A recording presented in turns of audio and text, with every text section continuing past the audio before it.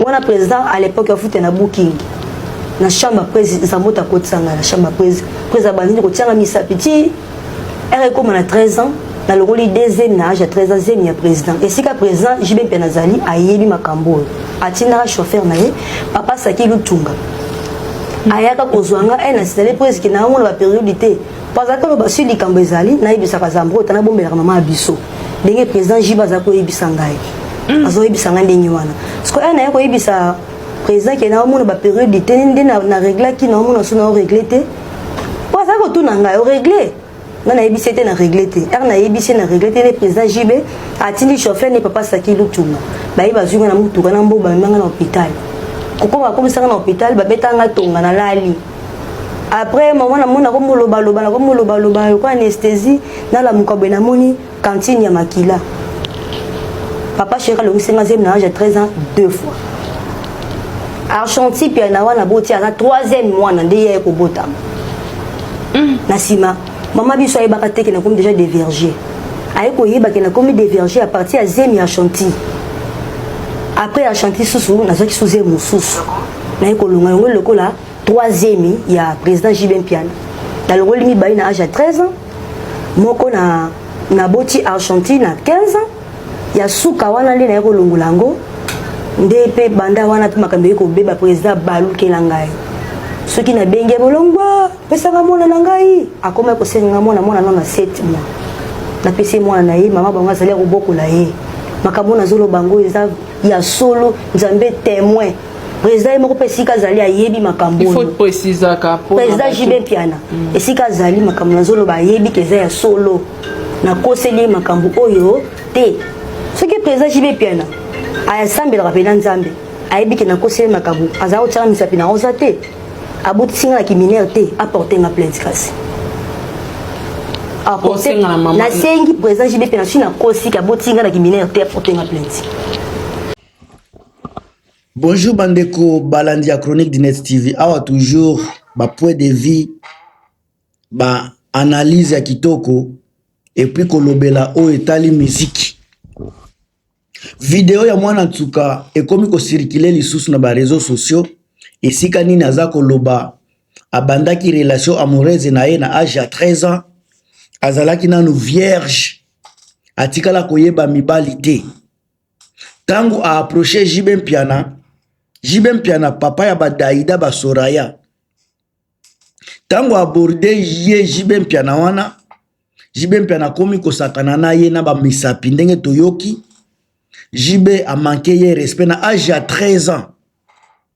Ça ezelo moko bino biso ba congolais tozo zongo na blague eloko ekoki komema J.B. na prison donc na ba niveau na niveau ata ya ba 20 ans ya prison biloko moi si aza koloba déjà ke donc penda ba nini ba violaye ba alongola zemi 2 fois ya 3e fois dake kobota et puis aboti nana ni lisusu aboti kaka na J.B.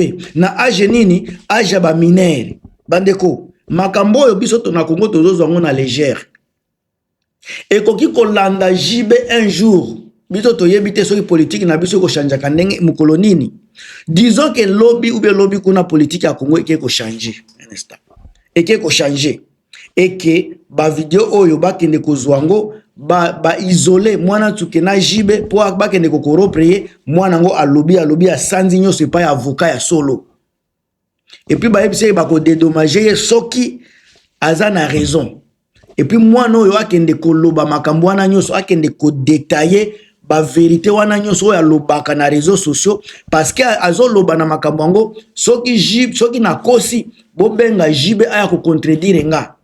Ça dit beaucoup. Donc J.B. a moyen ya ko contredire mwana wana ezate. Donc J.B. aza conscient que abota na mwana wana na âge ya mineur soki ba 17 ans. Donc J.B. aza déjà ayebi ke abimana mwana wana na ba âge ya 13 ans. Mwana longola zemi déjà na ba âge ya 13 ans. Nenga zolobela makambo bakatina ba makila. Bandeko lolo toza na 2025.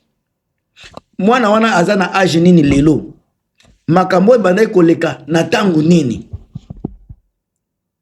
J.B. Piana ezana makambo mususu oyo azalaki na ye bien soki batu bakomi ko ina J.B.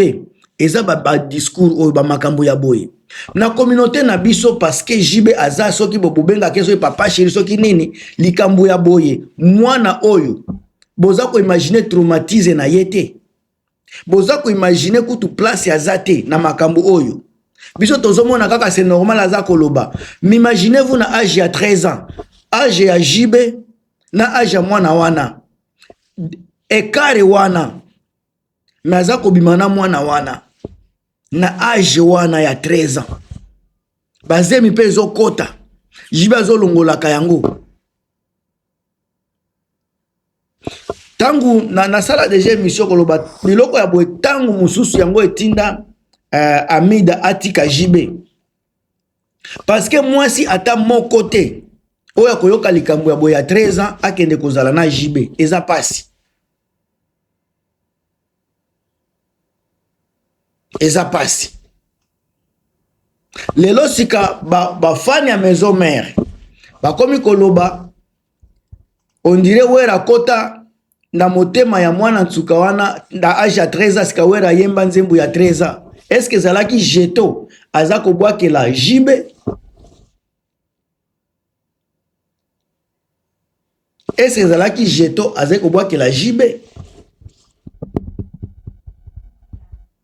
ou bezalaki coïncidence ezalaki avant ou bezalaki après jibe akutana na mwana wana tozonga nanu tozala pe batu bandeko na biso tolingi miziki oui tozalaka awa pona koloba to protégeaka bamama na biso basi ya Congo to protégeaka bango mais natikala jamais koyoka mama ata moko bakozala na pona yokaka makambo nyonso pete mais na nga natikala nanu komona video ya mutu oyo aza kosoutenir mwana wana aza na ba stress moko ya niveau ya likolo.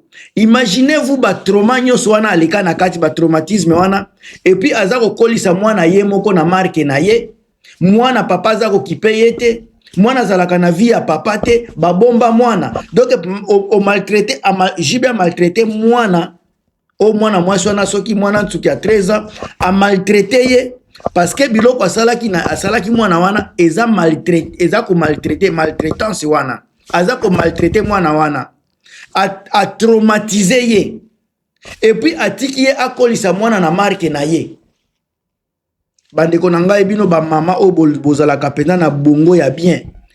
Imagine toi mwana wana mwana ntuki azala tiana mwana na onde jibe asali biloko wana okosala nini réaction na yo kozala nini yo papa oyo ozana bana basi. Imagine toi mwana na osika komi na niveau wana azana âge ya mineur azana âge ya consentement pe ezate wana eza âge ya consentement te azana nu mwana muke 13 ans nde akomi koyekola makambo. Est-ce que jibe a utilisé qui pauvreté parce que aza riche a utilisé mwana wana po aza pauvre ayebi ka koboya te et puis kombo ya jibe kombo ya mutu munene aza star na Congo nde mwana mwasi osika aye ko subir ba conséquences mwana mwasi aye ko subir ba conséquences ya jibe mpiana soki jibe azalaki na ba problème ba stress nde aye ko silisa ngo na mwana mwasi oyo na yebite yango bomonaka tamus ba malchance mususu ekomelaka jibe saki ayeba ba malere belezo komela jibe saki ayeba bota la jibe akoma incapable ya kozala na mwasi na ndako. Jibe akoma incapable ya kozala na mwasi na ndako. Amida Kimaye ayaki na mwasi moko ya danseuse wana pe moko mwasi ya danseuse kombe kiminga atikala kobala yete. Aye na Sylvie Mulumba sakani na ye tellement que jibe aza incapable Kofi aye asakani na ye Kofi abimina donc jibe aza na chance ya kozala na mwasi lisusu te. Tansu ba makangu kaka me yena mwasi eza pasi. Ba malchance yaka ya biloko aboye. Ba malchance mususu tangu mususu naza koloba. Ba malchance mususu bokomona po beta pe na poto mwana wana makilana eza makasi. Makilana egangaka. Jibe akoma na difficulté kozwa même producteur na poto. Soki alingi beta na poto makambo ya mabe fo koma kaka. nyonso oyo ekozala ba malédiction ya makambo oyo ba biloko asala mwana oyo ekozala pe kuna sika soki jibe asala mwana ya 13 boye ebongo ba mama oyo baze kobina cheye basi oyo baze kobina cheye wana mwana wazalaki muke nzoto kuta malonga te so botali ba video na ye nzoto malonga ezalaki te oyo kwa tire ye kutu kokende kuna ebongo bo bayaka na banzoto ya bien jibe asalaka na bango nini lelo tamusu asalaka ngo te me batangu wana soki aza ko jouer na mwana mwasi oyo penza aza ko sakana na ye imaginez-vous na ta wana pesika basi oyo bazalaki ya ba 16 ans oyo bazalaki ya 18 à 19 ans bango baleka na situation nini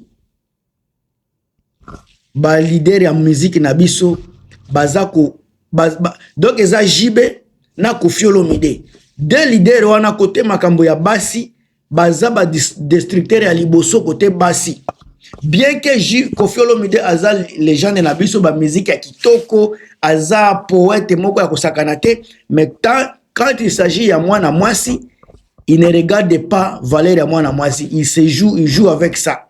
Même chose na jibe tant to moni makambo ya mwana ntuke et comme kozonga sur na réseaux sociaux. Donc pour na jibe makambo ekolata iti mukola kokufa parce que botala soki eloko ngo sala combien de temps ti lelo eyaka nango ekoki kolimwa soki polémique muke ye makambo mwana ntuka eyaka sous ezonga na internet ezonga na réseaux sociaux. Cela veut dire que eloko ekolata jibe tina suka bandeko encore une fois makambo ya jibe bota to banda kotala ngo na liso moko spirituel soki jibe asala makambo wana na mwana ya 13 ans bana mwana aza na age ya muke koleka bana na ye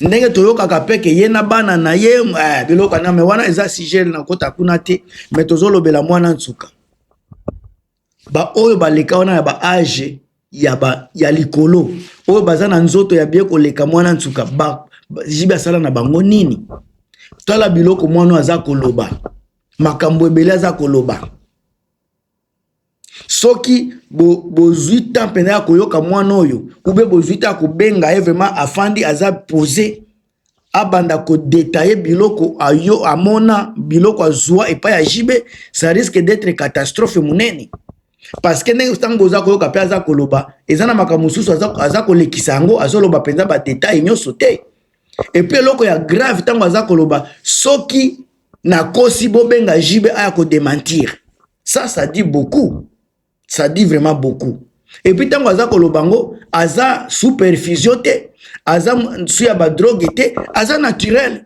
aza naturellement vraiment naturel tango aza koloba makambo na ye alors jibe ayeba atako kende ko solola na mwana oyo a réparer parce que ba réparation ta soki asombeli ndako ekozala eloko pa ekozala eloko muke mais ta oyo abebisa ye atiki epe abanda kosala makamune na mwana kaka ake soki pa mama Agnès baza ko bengana kaye donc ça dit beaucoup donc la fille ici a souffert et là jibe a détruit le corps na ye et puis aboyi ko gérer makambo ya mwana na ye ba famille ya jibe ba linga kape mwana ngote donc vous voyez que ba traumatisme mwana ngo ezala ya famille baza ko traumatiser ye jibe ye moko aza ko traumatiser ye donc mwana akoli déjà avec beaucoup de choses na tête na ye mwana ya boy mwana mwasi ya boy soki akeko bala mobali ya kozwa ya tika mwana mwasi ozana ba dépression moko boye mobali wana kobanda koyeba te à tout moment tango so banda ko swana mobali azoyeba te pourquoi baza ko swana mais mwana oyo azana ba problème ndeza kolata ye na king mutu na ezana ba problème ebele oyo jibe atika na vie na ye na lobi na ngana ndenga mabete eza vidéo za sur les réseaux sociaux eza sur internet yango ne na saleli commentaire bino bo tia ba point de vue na bino na kati ya commentaire kakawa tozawa tozo continuer yango ngwiso to sepelaka na we rasoni parce que biloko abo toyoka yango te